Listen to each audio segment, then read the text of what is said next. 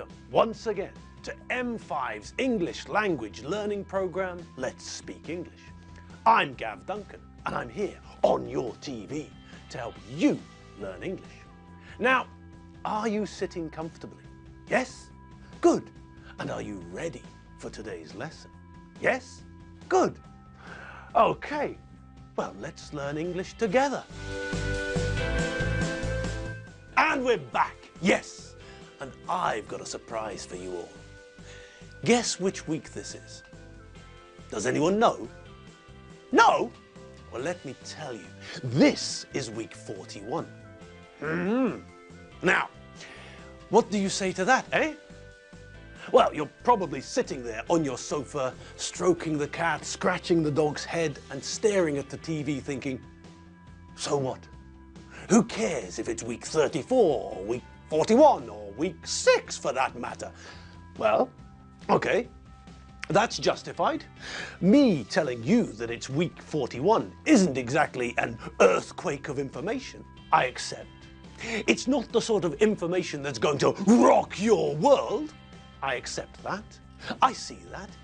In fact, the information I just gave you isn't even as exciting as the scorpions, really, is it?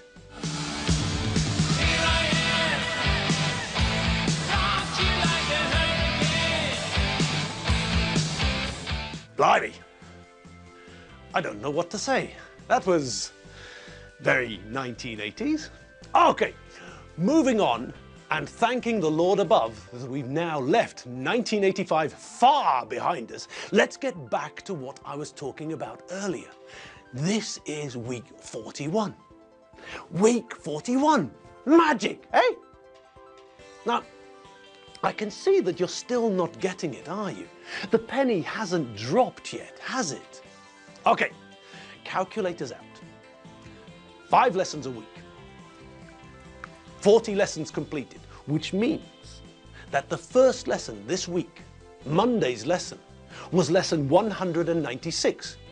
The 196th lesson. Okay. So Tuesday's lesson was lesson number 197.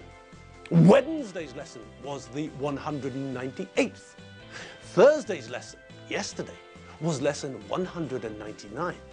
And today, Friday, this lesson now, this is our double century. This is lesson 200, the 200th lesson. Time for some fireworks, I think, don't you?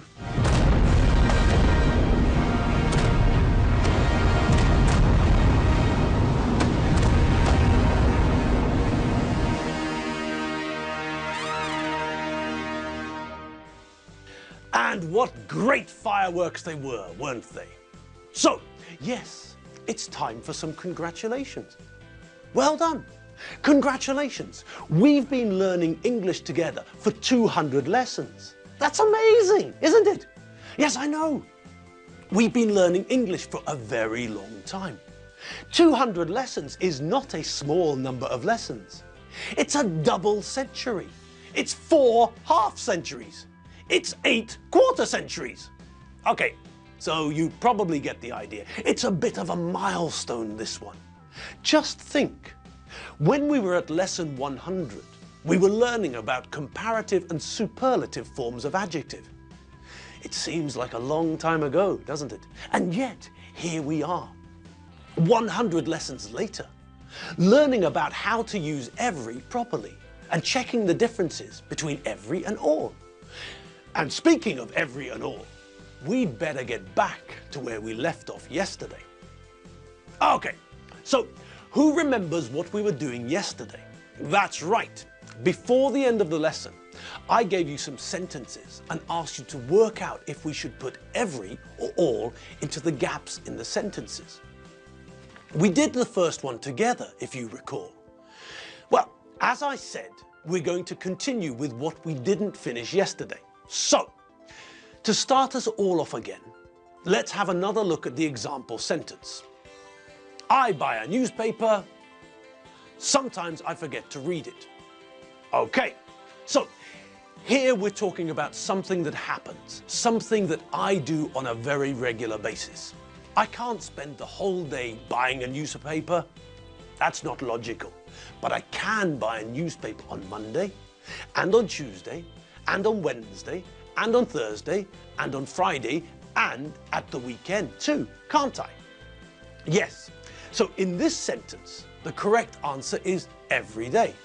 The completed sentence is, I buy a newspaper every day, but sometimes I forget to read it. Okay. So that was the example we saw yesterday. So now that we have refreshed our memories about the example sentence, let's get cracking with the sentences, shall we? Number 1. Gabor watches TV for 3 or 4 hours evening. Number 2. Alfredo gets up at 6:47 a.m. weekday. Number 3. I saw Gordon at the party, but he didn't speak to me evening.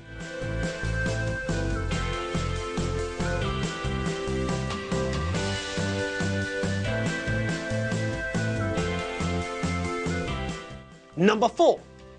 My neighbour says, "Hello, Gav," to me, time he sees me. Number 5. Come on, we're waiting for you.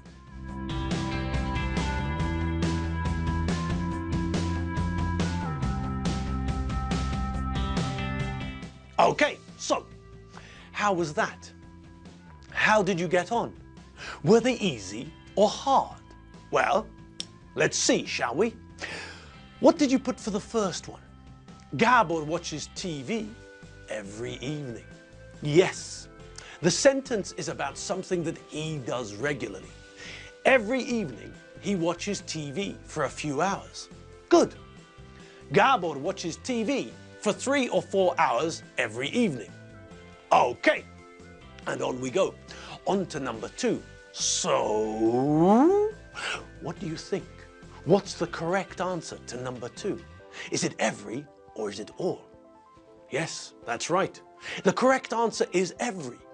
We're talking about something that Alfredo does on every work day of the week. All of the days that he goes to work. He gets up at the same time, 6:47 a.m. every day. Well, every weekday. So, every is the answer for number 2.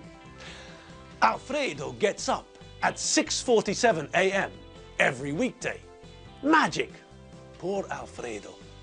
Ah well, never mind. He makes up for the early start by drinking too much at the weekend. So, well, it sort of balances out, I think. Maybe not. We'll have to ask Mary and the kids what they think about it. Okay, we can ask them another time perhaps. At the moment, we're up to our elbows in exercises. Okay, number 3. What do you think? What's the answer to number 3? Aha! This one is about Gordon. You remember Gordon? Gordon Taylor. The son of Joe and Jenny Taylor? Brother to Mary Benchfield and Jane Taylor? Alfredo's brother-in-law? The receptionist at the Fabuloso Splendido Hotel? You do remember Gordon, don't you? Okay, so this sentence is about Gordon. We were at a party the other evening and he didn't speak to me. There are 2 possibilities here. Either he was drunk and didn't see me, or he was being rude and deliberately didn't talk to me. I don't know which one it is, but I do know the answer to number 3. What do you think? Every or all? That's right. We can see that we're only talking about one evening. So this isn't something that happens regularly. This is something that started at the beginning of the evening and lasted all evening. It lasted all the evening, from the beginning of the evening until the end of the evening, the whole evening. So yes, this one is all. Let's see it on the screen. I saw Gordon at the party, but he didn't speak to me all evening. Excellent. And on we go, like a pack of wolves. On to number 4. What have you got? What's your answer to number 4? Well, Are we talking about something which happens on all occasions that my neighbour and I meet? Or are we talking about something which happens for a complete period of time? Correct. We're talking about something which happens on all occasions. So we use every. My neighbour says this to me every time he sees me. He doesn't say it to me all the time when we meet. That would be mad. Imagine trying to have a conversation with someone and all they say is, hello, Gav, hello, Gav, hello, Gav, hello, Gav, hello, Gav, hello, Gav. It would be impossible. No, in this sentence, we're talking about the fact that every time we meet, he greets me. He says hello. My neighbour says, hello, Gav, to me every time he sees me. And what do you think about it? Well, for a start, look at the hint. Look at the clue. The verb is in the plural, isn't it? Yes. And what do we remember about one of the main differences between every and all? That's right. We follow every with a singular verb, and we follow all with a plural verb. Okay. And in this sentence, which form of the verb are we using? The singular form or the plural form? That's right. It's the plural form, isn't it? The verb in the sentence is are, which is the plural form of the verb to be in the present simple. So, if the sentence is using the plural form of the verb to be, the correct answer must be all. Come on, we're all waiting for you. Great, well done, and just the perfect sentence to lead us into something. We know that we use every day to mean on all days, fine. But we can also add the word every to other words. We can say everyone, or we can say everybody. These two words mean the same thing. It's up to you which one you choose. So we use everyone and everybody with people. And did you notice the difference between every day and everyone and everybody? Yes. When we use every with most nouns, we keep them separate.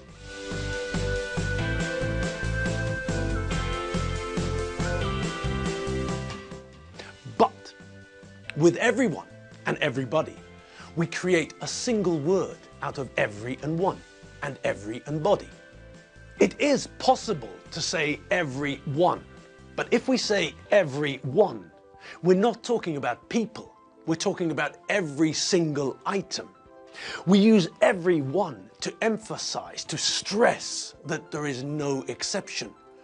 Those greedy, fat fools have eaten all the biscuits.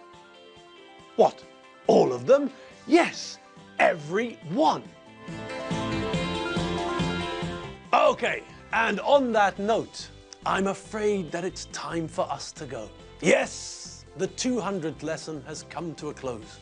Our 15 minutes for the day is up. Time's up, and we have to leave. So, all that remains is for me to say thank you for watching and thanks for being here with me for 200 lessons of English. Thank you for watching and thanks for being here with me for 200 lessons of English. Okay, I'm Gav Duncan. This was lesson 200.